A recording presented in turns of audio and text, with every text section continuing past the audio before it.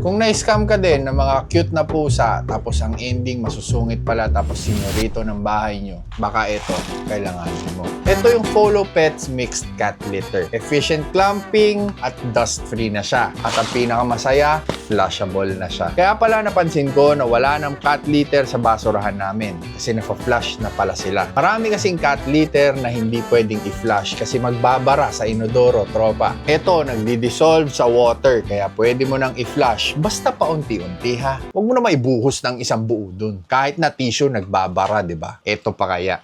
Efficient yung clumping niya kaya walang nasasayang. Kung ano yung nabasa ng ihi ng inyong pusa, yun lang yung magka-clump sa kanya. Tapos dust-free na kaya medyo mas swabe sa hinga ng inyong pamilya. Kaya sa video na to ay pagtatrabahuin ko sila at ipapakita nila kung paano gamitin yung cat litter na aking ipinapakita. Para kahit papaano makabawi naman ako sa kanila, lalong-lalo na sa mga treats na pinapabili nila. Tapos bibilan mo pa ng mamahaling laruan na ang may enjoy lang nila ay yung karton na pinaglagyan. Kaya kung ako sa'yo, para maging mas hayahay yung buhay nyo ng pusa mo, mo lang pala. Para mas maging hayahay yung buhay mo sa pusa mo. Ito, Mixed Cat Litter. Pa-flush mo lang sa inodoro.